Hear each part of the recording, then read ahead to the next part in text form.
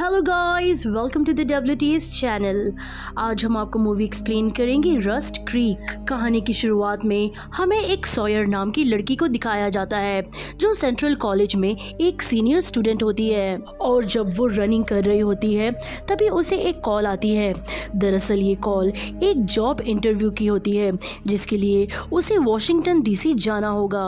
Washington DC उसके घर से बहुत ही दूर होता है और थैंक्स गिविंग डे भी आने वाला होता है। थैंक्स गिविंग डे वो होता है जहाँ पर पूरी फैमिली मिलके पार्टी करती है और सेलिब्रेट करते हैं। सॉयर अपने घर पर बैठकर अपने इंटरव्यू की तैयारी करती है और बिना किसी को बताए वॉशिंगटन DC के लिए निकल जाती है। और जिस रूट से सॉयर जा रही थी उस रूट पर हॉलीडे की वजह से यानी फेस्टिवल की वजह से बहुत ज्यादा ट्रैफिक होता है, इसीलिए वो दूसरे रूट से जाने का फैसला करती है। लेकिन वो दूसरे रूट से काफी आगे जाने के बाद वो देखती है कि वो दूसरा रास्ता बंद होता है। अब वो तय करती है कि वो पेपर मैप के थ्रू ही आगे का रास्ता तय करेगी। वो GPS के थ्रू नहीं जाएगी, उसके पास पेपर मैप होता है जिसके थ्रू वो वॉशिंगटन DC तक पहुंच जाएगी। फिर वो एक जगह गाड़ी रुकाकर उस मैप को देख रही होती है। तब उसके सामने एक गाड़ी आकर खड़ी हो जाती है। वो गाड़ी में से दो लड़के बाहर निकलते हैं। ये दोनों भाई होते हैं, इनका नाम होता है हॉलिस्टर और दूसरे का नाम होता है बग। शुरू में वो सॉयर से अच्छा बात करते हैं लेकिन बाद में वो बदतमीजी करना शुरू कर देते हैं। सॉयर उसमें से एक भाई को लात मारती है और जो दूसरा भाई उस सॉयर को पीछे से पकड़ लेता है। सॉयर जो अपने पास वो चाकू रखती है वो चाकू से वो उसे जख्मी कर वहाँ से भाग जाती है।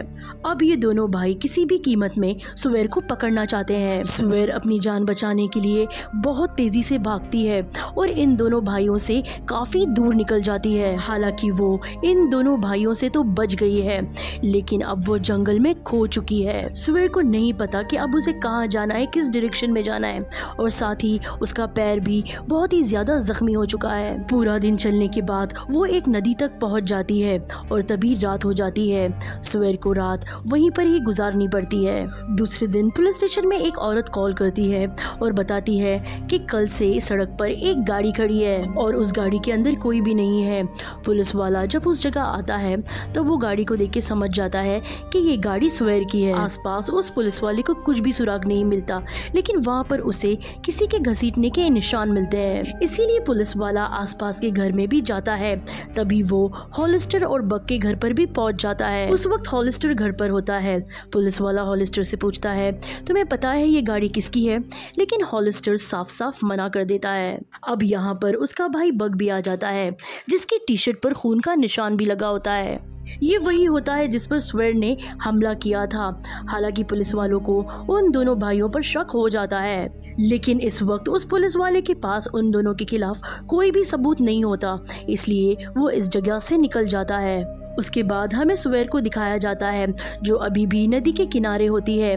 उसके पैर में बहुत ज़्यादा दर्द होता है, साथ ही उसने पिछले 24 घंटों से कुछ नहीं खाया, इसलिए वो बहुत ही ज़्यादा भूखी होती है। खून बहने से उसके शरीर में बहुत ज़्यादा कमज़ोरी भी आ गई होती है, इसीलिए वो यहाँ से धीरे धीरे आगे बढ़ने लगती है। तभी उसे ऊपर से एक आवाज़ आती है। जब वो ऊपर देखती है तो वो देखती है वहाँ पर एक कार होती है जो नीचे गिर रही होती है। देखने पर ये मालूम पड़ता है ये कार तो सॉयर की ही होती है, जहां पर वो दो भाई इस कार को नीचे फेंक देते हैं क्योंकि वो गाड़ी अगर उनके घर के सामने रही तो वो पुलिस वाले वहां पर बार बार आएंगे और वो फंस सकते हैं, इसलिए वो सॉयर की गाड़ी को यहां से नीचे फेंक कर वहां से निकल जाते हैं। अब सॉयर अपनी गाड़ी के पास आती है और गाड़ी के अंदर से अपना सेलफोन निकाल लेती है, लेकिन उसका सेलफोन क्रैक हो गया होता है और साथ ही बैटरी भी खत्म होने वाली होती है। और यहाँ इस जंगल में किसी भी तरीके से कोई भी कवरेज नहीं होता जिसकी वजह से वो किसी को भी कॉल नहीं कर पाती। ये देखकर वो बेहोश हो जाती है और जब उसकी आंखें खुलती है तब वो एक घर में होती है। उसके सामने एक लड़का होता है जिसका नाम होता है लोवेल। लोवेल ने दरअसल उसके पैर में पट्टी भी बांध दी होती है लेकिन सॉयर को डर लगता है कि ये लड़का उसे नुकसान पहुंचा सकता है, इसीलिए वो चाकू लेकर लोएल के सामने आ जाती है। लोएल उसे ऐसे करने से मना करता है, लेकिन स्वेर वहाँ से जाने लगती है। लेकिन एक बार फिर से कमजोरी की वजह से वो वहाँ पर फिर से बेहोश हो जाती है और जब उसे होश आता है तब लोएल ने उसके हाथ पैर बांध दिए होते हैं। लोएल उसे फिर खाने के लिए ब्रेड देता है, फिर उससे पूछता है कि तुम यहाँ पर क्या कर रही हो। स्वेर उसे सब कुछ सच सच बता देती है।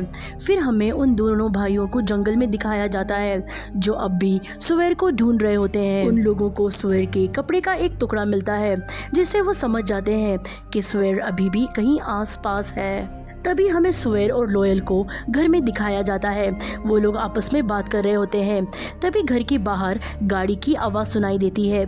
स्वेर जोर जोर से आवाज़ लगाना शुरू कर देती है, लेकिन लोएल उसका मुंह बंद कर देता है और कहता है कि मुझे बाहर जाकर देखने दो। और जब लोएल बाहर जाता है तब वो देखता है कि वहाँ पर वही दो भाई होते हैं, यानी कि हॉलिस्टर और बग। दरअसल लोएल इनका ही कजिन होता है। ये दोनों लोएल से उस लड़की के बारे में पूछते हैं, लेकिन लोएल इन्हें साफ साफ मना कर देता है। कहता है कि मैं ऐसे किसी लड़की को नहीं जानता। लेकिन इन दोनों भाइयों को लोएल पे शक होता है, इसलिए वो लोग घर के अंदर आ जाते हैं। तभी स्वेर बाहर के रास्ते से निकलकर एक वहां पर ट्रक होता है उसके अंदर जाकर छिप जाती है। और जब वो दोनों भाई वहां से चले जाते हैं तब लोएल स्वेर के पास आता है और उसे कहता है कि तुम्हें ऐसे नहीं निकलना चाहिए था, तुम अब घर के अंदर आओ। दरअसल लोएल स्वेर को अपने कज़न ब्रदर से बचाना चाहता है क्योंकि लोएल जानता है कि उसके दो भाई बहुत ही ज़्यादा ख़तरनाक है। अगली सीन में हमें पुलिस स्टेशन में उसी पुलिस ऑफिसर को दिखाया जाता है जो हॉलिस्टर और बग के घर पर आया था। उसका सीनियर ऑफिसर उससे पूछताछ करता रहता है कि उस केस का क्या हुआ, उस गाड़ी का क्या हुआ, वो गाड़ी मिली या नहीं मिली। उस गाड़ी में एक लड़की थी जो कई दिनों से लापता है, तुम्हें इस केस को सॉल्व करना होगा। और अब वो पुलिस ऑफिसर फिर से एक बार हॉलिस्टर और बग के पास जाता है। वो पुलिस ऑफिसर उन्हें कहता है कि तुमने उस लड़की को जंगल में भगाकर अच्छा नहीं किया, ये केस अब बहुत ही ऊपर जा चुका है। दरअसल ये पुलिस ऑफिसर भी हॉलिस्टर और बग के साथ मिला हुआ होता है। वहीं लोएल के घर पर स्वेर लोएल से कहती है कि मुझे यहाँ से जाने दो, मुझे वॉशिंगटन डीसी जाना है जो यहाँ से बहुत ज़्यादा दूर नहीं है। लेकिन लोएल उसे कहता है कि मेरे पास कोई भी गाड़ी नहीं है और इस वीकेंड पर हॉलिस्टर और बग बाहर जाने वाले हैं, तब उनकी गाड़ी मेरे पास होगी, तब मैं तुम्हें कहीं पर भी छोड़ सकता हूँ, बस तुम्हें 1-2 दिन का इंतज़ार करना होगा। अब ये दोनों के दोनों एक दूसरे से बहुत ही ज़्यादा फ्रेंडली हो जाते हैं। स्वेर को भी अभी ये बिलीव हो जाता है कि लोएल उसे नुकसान नहीं पहुँचाना चाहता है, वो तो उसकी मदद करना चाहता है। वो दोनों के दोनों एक ही घर में रहना शुरू कर देते हैं। यहाँ पर जो लोएल होता है वो कुछ केमिकल बना रहा होता है। दरअसल वो एक केमिस्ट्री का स्टूडेंट है जिसके बारे में वो स्वेर को भी बताने लगता है। फिर हमें ये दिखाता है कि वो दोनों भाई हॉलिस्टर और बग फिर से एक बार लोएल के घर आ जाते हैं। वो लोग कुछ बॉक्सेस लेकर उसके घर आए हुए होते हैं, लेकिन लोएल जानबूझकर वहाँ पर बहुत सारा धुआं कर देता है, जिसका फायदा उठाकर स्वेर यहाँ से नदी के किनारे चली जाती है। और इन दोनों भाई को ये पता ही नहीं चलता कि स्वेर उन्हीं के कज़न के यानी कि लोएल के घर पर है। दूसरी तरफ हमें पुलिस स्टेशन का सीन दिखाया जाता है जहां पर एक पुलिस ऑफिसर को वो दूसरे करप्ट पुलिस ऑफिसर के बारे में पता चल जाता है कि वो उस हॉलिस्टर और बग के साथ मिला हुआ है। वो उस पुलिस ऑफिसर को गन पॉइंट पर ले लेता है और इससे पहले कि वो उसे अरेस्ट कर दूसरे पुलिस ऑफिसर को बताता, वो करप्ट पुलिस ऑफिसर दूसरे पुलिस ऑफिसर को गोली मार देता है, जिससे उस पुलिस ऑफिसर की मृत्यु हो जाती है। वो दोनों भाइयों की मदद से उस पुलिस ऑफिसर की लाश को गायब कर देता है। अब यहाँ पर वो सीनियर पुलिस ऑफिसर आ जाता है, लेकिन अब वो करप्ट पुलिस ऑफिसर स्वेर के गायब होने का इल्जाम उसी पुलिस ऑफिसर पर लगा देता है जिसे उसने मार दिया है, ताकि सबको ऐसा लगे कि स्वेर को उसने अगवा किया और उसी के साथ कहीं गायब हो गया। लेकिन तब वो सीनियर पुलिस ऑफिसर उस करप्ट पुलिस ऑफिसर को ये बताता है कि ये केस अब मैं तुम्हारे हाथ से लेकर स्टेट पुलिस को दे चुका हूँ। ये बात सुनकर वो करप्ट ऑफिसर परेशान हो जाता है और वो उन दोनों भाइयों के पास जाता है, क्योंकि वो उन दोनों भाइयों के साथ मिलकर ड्रग्स का भी काम किया करता था। तभी वहाँ पर लॉयल के घर पर स्वेर और लॉयल बाहर बैठे होते हैं। तभी पुलिस ऑफिसर की गाड़ी वहाँ से गुजरती है। उस पुलिस ऑफिसर को ये शक हो जाता है कि स्वेर इसी लॉयल के घर पर है। वो लॉयल से कहता है कि मैं तुम्हारे घर की तलाशी लेना चाहता हूँ, लेकिन लॉयल उसे साफ साफ मना कर देता है। लेकिन उस पुलिस ऑफिसर के पास तलाशी लेने का कोई वारंट भी नहीं होता, इसीलिए वो वहाँ से चला जाता है। वो करप्ट ऑफिसर डायरेक्ट उन दोनों भाइयों के घर जाता है और उन्हें साफ साफ बता देता है कि स्वेर लॉयल के घर पर है। दोनों भाई लॉयल के घर पर आ जाते हैं, जहाँ पर वो स्वेर को देख लेते हैं। ये दोनों भाई स्वेर और लॉयल को गन पॉइंट पर ले लेते हैं। लॉयल कहता है कि इसे तो मैंने बंदी बनाए रखा है, ये मेरे सारे काम करती है। फिर लॉयल स्वेर को ऑर्डर देता है कि जाओ कॉफ़ी बनाओ। स्वेर किचन में जाती है और कॉफ़ी के मग को ओवन में रख देती है और वापस आ जाती है। कुछ टाइम के बाद ओवन से आवाज़ आना स्टार्ट हो जाती है, यानी कि कॉफ़ी बन चुकी है। तभी बग ओवन के पास जाता है। तभी ओवन में से एक बहुत बड़ा सा धमाका होता है, जिस वजह से बग की मौके पर ही मृत्यु हो जाती है। दरअसल लॉयल कुछ दिन पहले जो केमिकल बना रहा था वो स्वेर को भी वो सिखा देता है, ताकि मौका आने पर वो इस चीज़ का इस्तेमाल कर सके। अब घर के अंदर बहुत बड़ा ब्लास्ट हो चुका है। तभी स्वेर और लॉयल घर के अंदर आ जाते हैं। हालांकि लॉयल थोड़ा जख्मी हो चुका होता है, लेकिन स्वेर पूरी तरीके से ठीक होती है। अभी इसके बाद वो दूसरा भाई जिसका नाम हॉलिस्टर है, जो पूरी तरीके से जल चुका है, वो भी घर से बाहर आ जाता है। लॉयल स्वेर को भागने के लिए कहता है।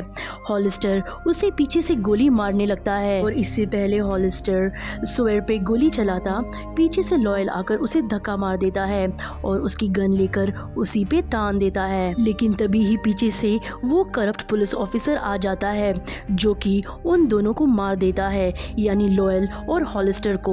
वो हॉलिस्टर को इसलिए मारता है ताकि उस पुलिस ऑफिसर के खिलाफ कोई भी सबूत ना बचे। वहीं हमें स्वेर को दिखाया जाता है, जो जंगल में भाग रही होती है। वो भागते भागते सड़क पर पहुंच जाती है और तभी उसे पुलिस की गाड़ी दिखती है, जिसे देखकर वो बहुत खुश हो जाती है।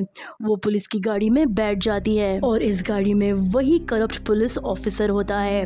हालांकि वो वहां से भागने की बहुत कोशिश करती है, लेकिन ये पुलिस ऑफिसर स्वेर को पकड़कर नदी के किनारे ले जाता है। वो पुलिस ऑफिसर स्वेर को नदी के पानी में डुबाकर मारने की कोशिश करता है, लेकिन तभी स्वेर का फोर्क जो उसे लॉयल ने दिया था और कहा था इसे हमेशा अपने पास रखना, वो नदी में गिर जाता है। स्वेर उसे उठाती है और पुलिस ऑफिसर पर हमला कर कर वहाँ से भाग निकलती है और वो फिर से एक बार भागते भागते सड़क पर पहुँच जाती है। फिर हमें ये दिखाया जाता है कि पीछे से बहुत सारी पुलिस की गाड़ियाँ आ रही होती है, जो कि इसी केस के सिलसिले में आई है, क्योंकि यहाँ पर बहुत सारे पहले भी कत्ल हो चुके होते हैं और साथ ही एक पुलिस वाला भी गायब हो चुका था और स्वेर और उसकी गाड़ी भी बहुत समय से गायब थी। और अब पुलिस यहाँ पर आ चुकी है तो जाहिर है कि स्वेर की जान बच चुकी है और ये भी है कि अगर वो करप्ट पुलिस ऑफिसर बच गया होगा तो उसे पुलिस पकड़ लेगी। और इसी के साथ ये फिल्म, ये कहानी जिसका नाम रस्ट क्रीक था, यहीं पर ख़त्म हो जाती है। उम्मीद करते हैं कि आपको ये कहानी पसंद आई होगी। आज की वीडियो में बस इतना ही। नेक्स्ट टाइम हम फिर मिलेंगे एक नई इंटरेस्टिंग कहानी के साथ। अगर आपको वीडियो की एक्सप्लेनेशन अच्छी लगी हो तो वीडियो को लाइक ज़रूर कीजिएगा और अगर आप हमारे चैनल पर नए हैं तो हमारे चैनल को सब्सक्राइब कीजिएगा। Thanks for watching.